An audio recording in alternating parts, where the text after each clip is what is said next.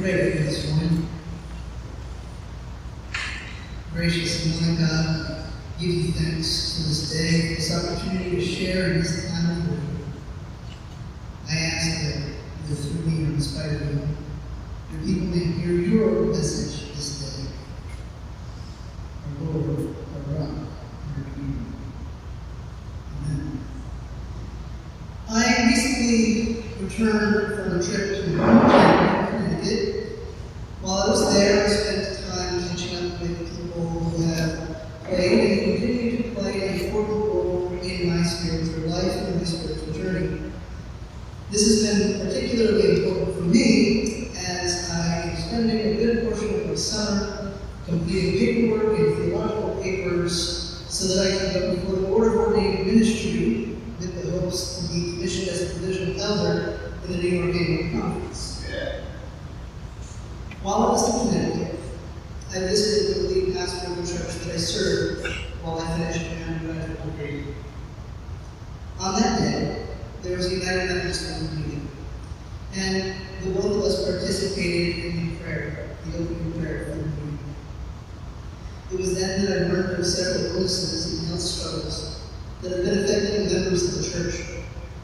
One that struck me deeply was that of the retired clergy member who worshiped with us and acted as an additional theologian in residence for the church.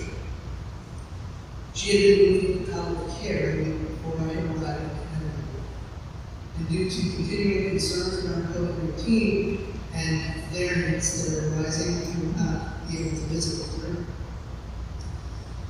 Reverend Dr. Judith Falta Bennett has been one of my biggest supporters.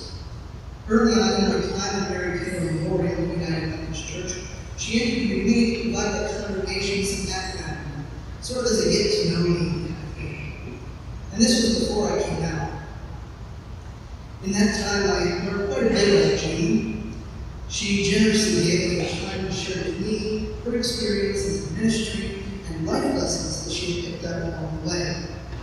She was also about 6 inches shorter than me, which is saying something, especially given that all 4 of her sons are over 6'3". As I was initially preparing for today's sermon, I used one of my most powerful resources. One of the volumes of the New Interpreter's Bible Commentary. This one volume set was a very gift from Judy in my first months in the church. She had recently moved from Virginia to be closer to one of her sons, whose wife was a local lay leader in her church. She had been the executive director of the resource center that was connected with the Samuel Proctor School of Theology at Virginia Union University. She wrote curriculum, was also a researcher for authors while she was there. She used this very set to do that research, and the volumes were filled up with highlighting and notes that she made in the margins. And this passage from 2 Corinthians was one of those that she handed. You see, she gave me 2 reasons that she generously gifted me this volume, which is not inexpensive, by the way. First, she was tired of schlepping them around. She could no longer physically carry them herself, and she would get any more use out of them in retirement. Second, she said that she knew that I would get good, long use out of them. She gave me the set in the first 4 months that I was at Mary Taylor Memorial, and they have proven to be an important and imperative part of my sermon writing and my time in studies of Canada. I share all of this with you as an example of radical generosity. By giving generously of time and resources, Judy poured into my spiritual journey, which will continue to fill me as I go on and continue in my ministry. She gave it her time, she gave it her resources, she gave it her love and her voice of affirmation. When I came out, Judy was one of the first ones at my side to affirm me for who I am. She always took her role as a preacher, a teacher, a theologian, and a Christian very seriously. She knew that as we stand before congregations, in front of small groups, teach studies, and present ourselves publicly both in person and online. Yes, she had an online presence as well. We carry a burden to represent God in the world, because in some cases we may be the only vision of God that others will ever see. Judy's generosity has been a witness for me and for others of her great faith and belief in who God is, who Jesus is, and the grace and salvation offered to all people in all walks of life. Initially, I am prepared to preach a very different sermon. I wanted to talk about how through our giving of our resources, time, participating in justice, community building, and making the world a more equitable place where all people have equal access to the necessities of life. Initially, I was not going to talk about Pride Month or queerness. Initially, I was prepared to talk about how when we give of ourselves, we provide God the opportunity to continue to work in us and through us, helping to share prosperity with others. I have previously shared with the congregation, and I share with guests and listeners as well. I am a member of the LGBTQ community. I am transgender. I do not make a habit of preaching from queerness. I may have shared in the past with some of you that my queer identity informs my ministry. However, the ministry I am called to is greater than that of my own queerness. The ministry God has called me to is to share the gospel of Jesus Christ, to share God's love and to be a witness to God's work in the world. Yesterday marked 6 years since the American Federal Supreme Court decision making same-sex marriage legal throughout the United States of America. Tomorrow is the 52nd anniversary of the Stonewall riots in New York City. There are states in 2021 that are attempting to legislate out rights for citizens based on their identity, allowing medical providers to deny them health care, preventing children from participating in group sports. Right now, one state is attempting to censor teachers and professors in public schools and universities through making them declare their political leanings and ideologies. In many states, I can deny housing, employment, health care, access to social resources simply by living as myself. I have lost friends. I have family members who consider me dead today. There are countries that I can never travel to because I could be put to death if anyone would find out that I was transgender. You see, I am active in various social media platforms which led me to changing the message today. Throughout many of these platforms, clips from the pastor's message this past week have been very relevant. It has been used as a means of showing how hateful, judgmental, and evil Christians can be. You see, if a Baptist pastor in Bristol, Texas, you don't need to know his name, has spent the last month, the whole month of June, presenting a sermon series called Anti-Pride Month.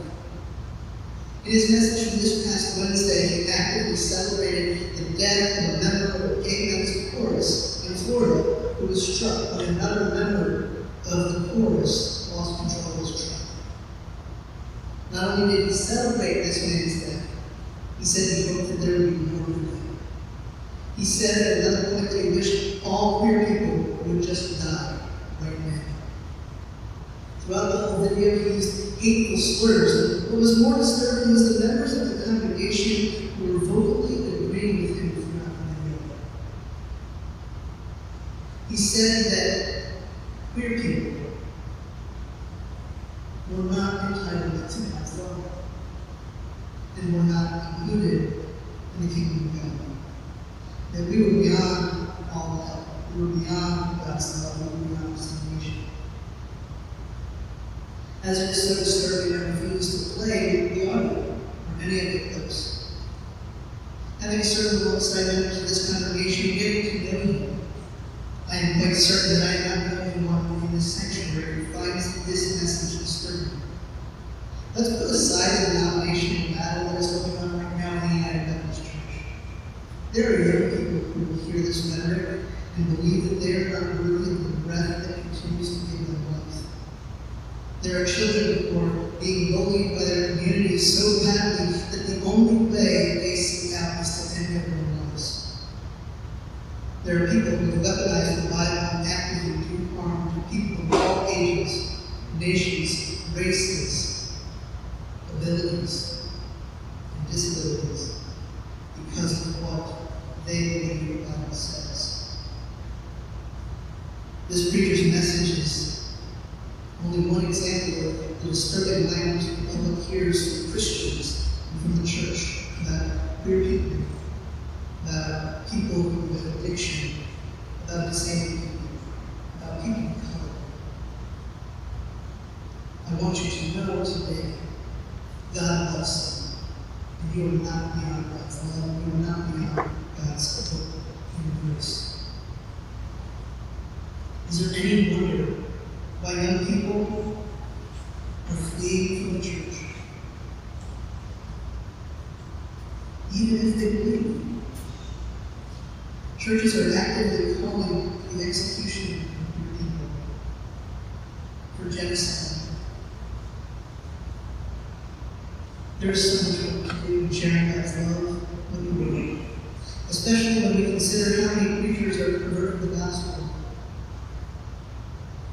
On the other hand, I recall a recent sermon a few weeks ago from Pastor Sarah, who talked about John 3:16 and 7. For God so loved the world that he gave his only Son, so that everyone who believes in him may not perish, but may have eternal life. It goes further.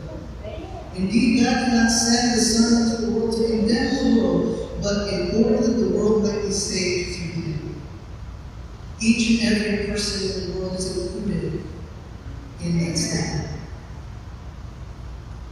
In the past, Grace Church has established itself as an open and affirming congregation supporting the LGBTQ community. Beloved, the work is not done. Does the community know that this is a safe church for them to attend? Those of us in positions of privilege, those of us who do not have to fear that our very identity might eventually be illegal, who do not have to protest to receive the right to publicly and legally declare our love and commitment to another person, we have a responsibility to stand up for what is right and good and just and godly. That preacher's message is one of the reasons why it is so important to not only read the Bible, but to understand how to read it, where the translations come from. This is why it is so important to understand the context in which Scripture was written. The context when Paul wrote this letter to the Corinthians is very different from the context of Atlanta, Georgia on June 27, 2021. We believe, as United Methodists, that the Scriptures contain all things necessary for salvation. And how are we supposed to believe those Scriptures? Based on the teachings of Wesleyan's outlined in the book of Discipline, we believe that the living core of the Christian faith was revealed in Scripture, illuminated by tradition, vivified in personal experience, and confirmed by logic. As we continue on our spiritual journeys, both our own and as a community, may we take the Scripture seriously, as it contains all things necessary for our and the world's salvation. May we also reflect on our traditions of do no harm, do good, and stay in love with God. Live into our faith through our personal experience, and use our reason and logic to do what is right, good, just, and godly. In order for the world to prosper in the gospel message, to make it in hearts and minds and souls. We must do as the prophet Levine stated. What does the Lord require of you? But to do just